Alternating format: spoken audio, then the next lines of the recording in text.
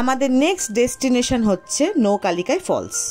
তো এইখানে আমরা চললাম। এখানে আমাদের এন্ট্রি ফি নিয়েছিল 100 টাকা, বাইক পার্কিংয়ের চার্জেস। আর এখানে বিভিন্ন রকম চার্জ আছে, তোমরা একটু পজ করে পারলে দেখে নিও। Welcome back to my channel Madhumita Dham এন্টারটেনমেন্টের সবাইকে স্বাগত। আশা করছি তোমরা সবাই খুব ভালো আছো। আজকে তোমাদের সাথে কয়েকটা গল্প শেয়ার করব। কয়েকটা গল্প বলতে এই দিনকার ঘটনা। এই দিনটা বেশ অন্যরকম কেটেছে, সেটা অবশ্যই তোমাদের সাথে শেয়ার করব। তো যাই হোক, তো এখন আমরা নৌকালিকায়ের দিকে যাচ্ছি, নৌকালিকায় ওয়াটারফলস। তোমরা অনেকেই শুনেছো নামটা, আর অপূর্ব সুন্দর দেখতে জায়গাটা। যা হয় প্রথমে খুঁজে পাচ্ছিলাম না যে কোথায় গেল, শুধু শব্দই শুনতে পাচ্ছি। তারপর দীপ্যমানকে বললাম এই রে আবার চলে এলো। তো এইখানে দেখো ঢাকা আর কলকাতা, তোমাদের দুটো টাইম ডিফারেন্স দেখিয়ে দিলাম। আর এই যে নৌকালিকায় ফলস।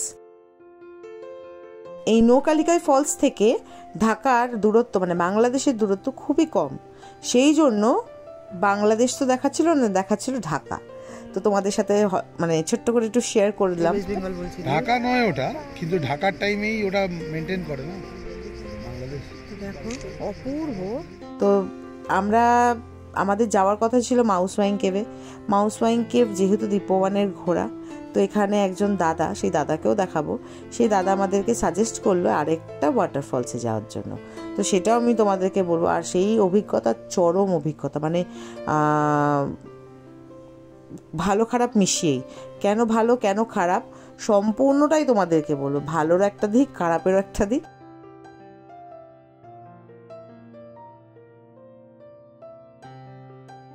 এই নৌকালিকায় ওয়াটারফলস হচ্ছে ইন্ডিয়ার দীর্ঘতম ওয়াটারফল।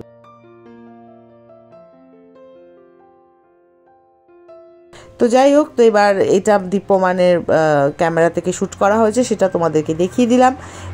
তারপরে আমরা চলে আসব একটা গল্পের দিকে। এই নৌকালিকায় ফলসের একটা খুবই দুঃখের একটা গল্প রয়েছে, সেটা আমি তোমাদের সাথে শেয়ার করব। যারা জানো তারা জানো, যারা জানো না, আজকে যারা প্রথমবার শুনছো তাদের আমার মনে হয় খারাপ লাগবে। কারণ যখন আমি শুনলাম তখন সত্যি কথা খুব খারাপ লেগেছিল।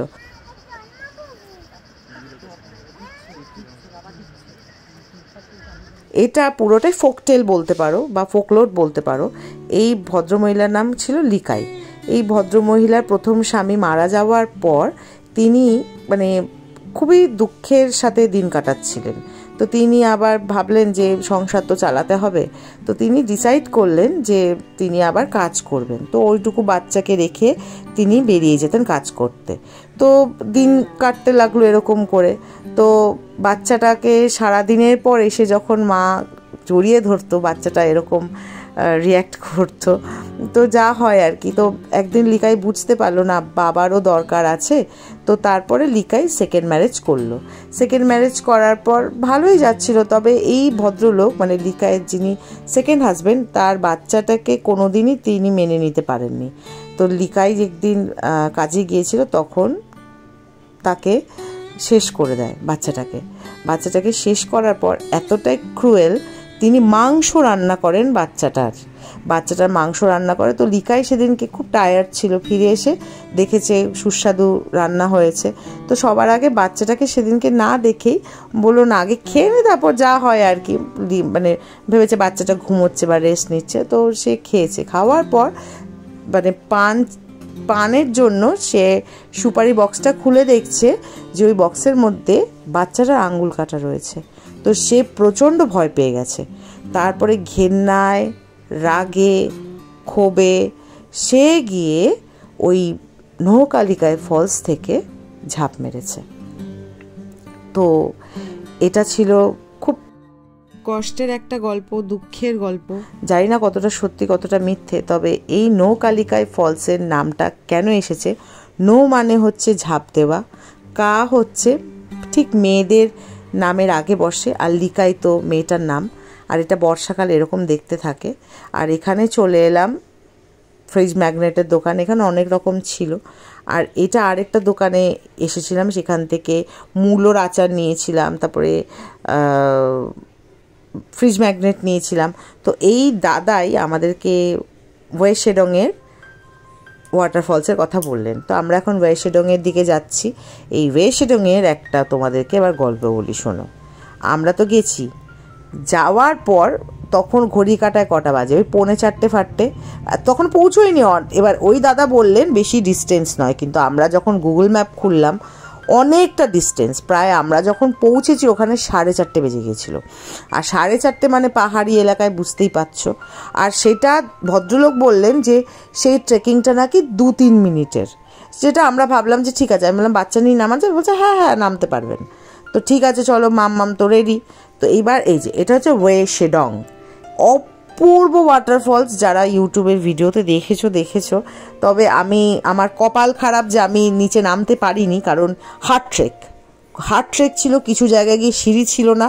তবে দীপ্যমান গেছে, দীপ্যমান নিজেই বলল যে তুই কি করবি? আমি বললাম না তুই যা, তাহলে তুই যদি পারিস যা, আমি মাম্মামকে নিয়ে উপরে উঠছি। এই সিঁড়িগুলো তো ঠিক আছে, এরপরে সিঁড়িগুলো বাঁশের ছিল, আমি যেগুলো ভিডিও করতেও পারিনি।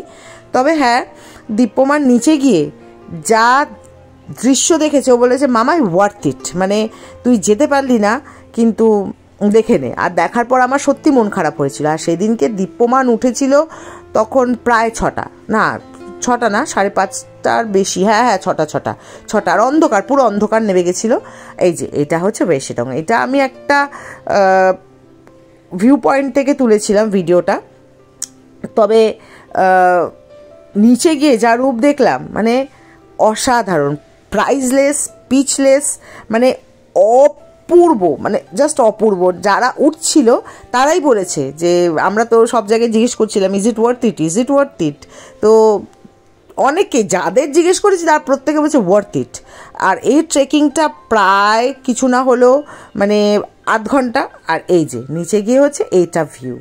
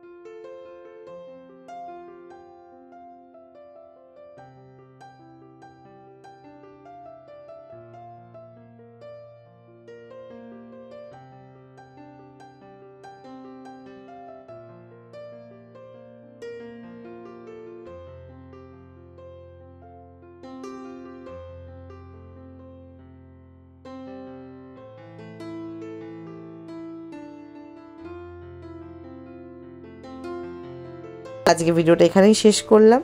তোমরা সবাই খুব ভালো থেকো, সুস্থ থেকো, সবাইকে ভালো রেখো। আর হ্যাঁ, আমার চ্যানেলে যারা প্রথমবার এসেছো, যদি কিছু ভালো লেগে থাকে তাহলে নোটিফিকেশনের পাশে যে বেল আইকনটা সেটা টুং করে বাজিয়ে দেবে, আমার পরিবারে চলে আসবে, যাতে নতুন করে যখনই কোনো ভিডিও পোস্ট করি তোমাদের কাছে নোটিফিকেশন চলে যায়। তো আজকে আমাদের চেরাপুঞ্জির এটা ছিল লাস্ট ট্রিপ। পরের দিন দেখা হচ্ছে নতুন একটা ভিডিওর সাথে আর নতুন অনেক সমস্যা নিয়ে। তো অবশ্যই তার জন্য চ্যানেলটাকে লক্ষ্য রেখো বা ফলো করো যদি ভালো লাগে। তো চলো আজকের মতন বিদায়।